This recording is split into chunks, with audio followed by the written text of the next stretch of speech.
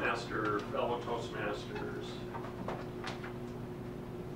As Mary mentioned, when I was a child, I was very impressed by Aesop's Fables. I wasn't a Christian as a child, but after I became a Christian, I was really struck by the fact that there was a lot of consistencies between the morals in Aesop's Fables and the teachings of Jesus. Aesop was said to be a slave and storyteller in ancient Greece between 560 BC and 620 BC.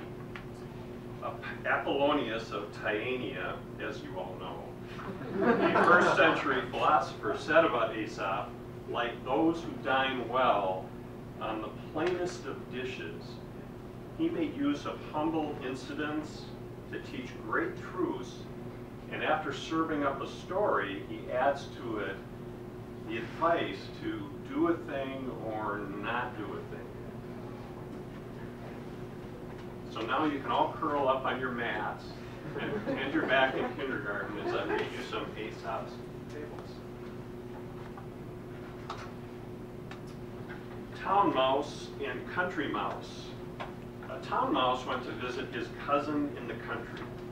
The country mouse lived simply, and he was not rich, but he brought out all he had to feed and entertain his honored guest. Dried beans and barley, acorns, and a wild berry or two made up the meal he offered his guest.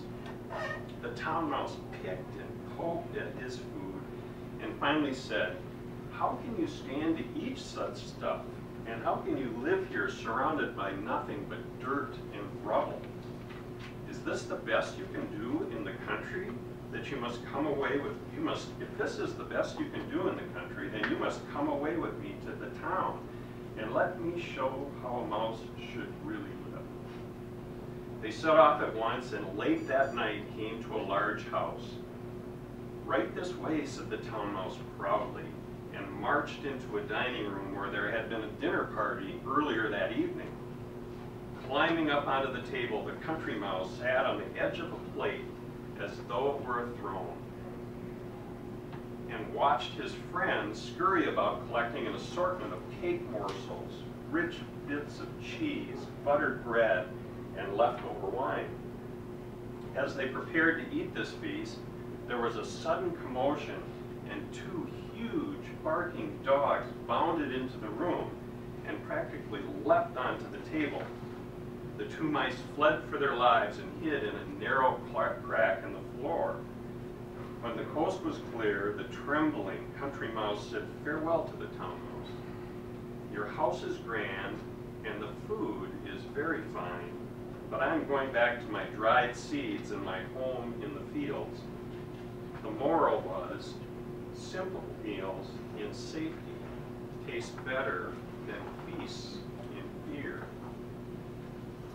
The milkmaid and her pail. The milkmaid was going to market with a pail of milk balanced on her head. As she walked along, she began to plan ahead. "I'll be well paid for this good, rich milk, so I shall buy a dozen eggs. 12 eggs will hatch out into a fine flock of poultry, so I'll sell some of my plump chickens for a good price and buy myself the prettiest new dress anyone has ever seen. Whenever I go to the market, all the fine young men will come and want a word with me, and won't the other girls be jealous of that? But I won't care a bit, and I'll toss my head like this." And as she spoke, she tossed her head back, and down went the pail like a stone. The milk was all spilled, and all of the milkmaid's lovely dreams were just a puddle by the path. The moral of this story, don't count your chickens before they're hatched.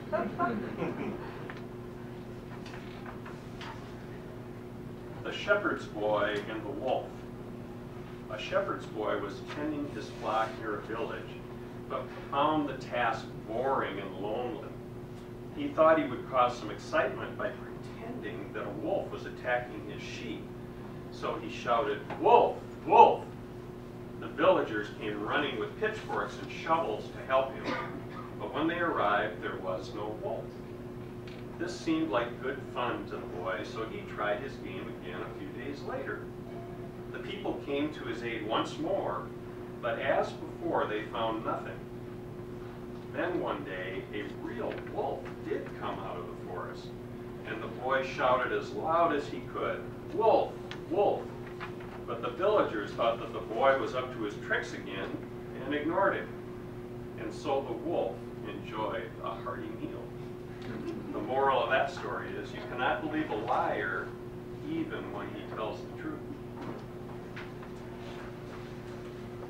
The hares and the frogs. The hares had so many enemies and lived such worried and frantic lives that they did not know what to do. One day they all gathered together and resolved that rather than live in such fear, they would drown themselves in a nearby pond. But as they neared the bank of the pond, a troop of frogs, so frightened by the noise of their approach that they leapt with great alarm and confusion into the water and hid. One of the older hares, who was wiser than the others, cried out to his companions, "Stop, my friends. Things are not as bad as they seem, for these creatures are even more timid than hares." The moral of this story is, there is always someone worse off than yourself. The monkey and the camel. At a meeting of all the beasts, the monkey stood up to dance, and the group found his antics very entertaining. The great applause when he was finished aroused the envy of the camel, who also wanted to be popular. So the camel got up and began to dance and comport like the monkey, but he looked so ridiculous that all the animals laughed at him and drove him away. The moral of this story is seeking popularity is the fastest way to lose friends. The fox and the grapes. A hungry fox wandered into a vineyard and spied a juicy-looking bunch of grapes hanging on a trellis just above his head. "This is the thing for me," he said, and jumped up to pull the grapes down. But they were just out of his reach. He stepped back to take a running start and had no better luck than his first attempt.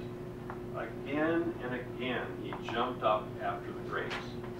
At last he gave up trying and walked out of the vineyard with his nose in the air, saying, "I thought those grapes were ripe, but now I see that they are sour." The moral of that story is, it's easy to scorn what you cannot get. This is one you may have heard. The tortoise and the hare. A hare was always boasting about his speed and making fun of a tortoise because he was so slow. One day the tortoise challenged the hare to a race. "You may laugh at me," he said, "but I know that I could beat you if we ran a race." The hare was greatly amused at the idea of racing with a tortoise, and so accepted the challenge. A course was set, and although the two started off together, the hare quickly outran the tortoise. He was so far ahead, in fact, that he decided to just lie right down and take a little nap. But the hare overslept, and when he dashed to the finish line, there was the tortoise. He had been plodding steadily forward all along and had already won. The moral of this story is, slow and steady wins the race. The fox and the crow. A crow was sitting on a branch of a tree with a piece of cheese in her beak when a fox saw her and set about thinking of a way to get the cheese for himself. He went and stood under the tree, looked up and said to her, "How beautiful you look today. Your feathers are so glossy and your eyes so bright. I'm sure that if you only had a voice, it would be more lovely than any other birds." The crow was much pleased by such praise and wanted to prove that she could sing. She gave a loud caw but as soon as she opened her beak, the cheese fell to the ground, and the fox snapped it up. "You can sing, I see," remarked the fox, "but what you lack is brains." The moral of that story is, don't be fooled by flatterers.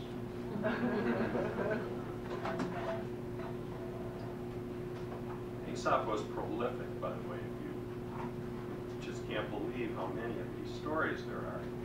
Right now, you probably can't believe how many stories there are. The Lion and the Mouse.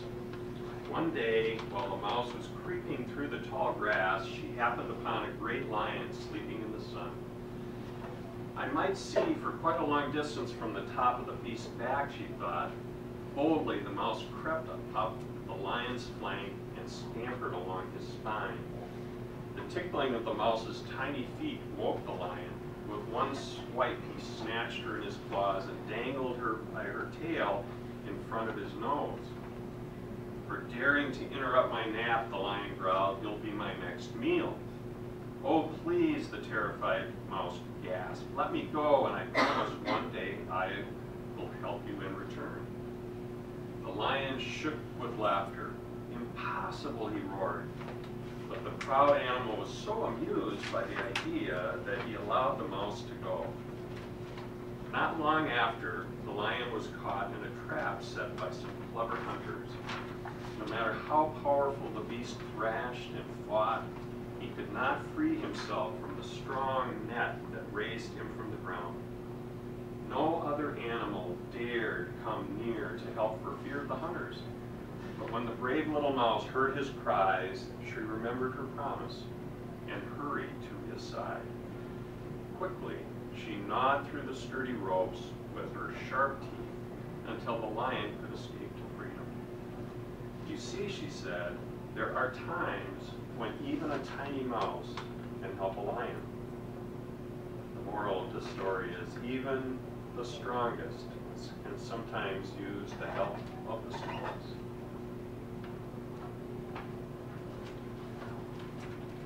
The Fox and the Stork. The fox was jealous of his neighbor, the stork, for her elegance and grace. He longed to find a way to make her look foolish, and at last he had an idea. "My dear friend," he said, hiding his cunning with gracious manners, "would you be so kind as to join me for dinner?" "Why, I'd love to," replied the stork. But when the stork arrived at the fox's house, all he served her was a thin broth in a shallow bowl. The hungry stork could only wet the tip of her long bill, while the fox lapped up his dinner eagerly. But the stork didn't complain, for she was hatching a plan of her own. "What a delicious dinner," she said politely. "You must dine with me tomorrow, good neighbor." When the fox arrived at the stork's house the next day, he smelled a delicious fish soup.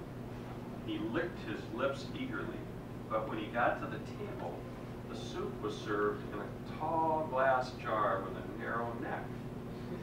With her long bill, the stork drank her soup easily, but the fox could only lick a few drops from around the neck of the jar. "What is this?" he growled. "I can't eat this, and you know it." "My dear friend," replied the stork calmly, "I'm sure you will enjoy this dinner just as much as I enjoyed the one you served me." The moral of this story is, do unto others as you would have them do unto you. Madam Postmaster.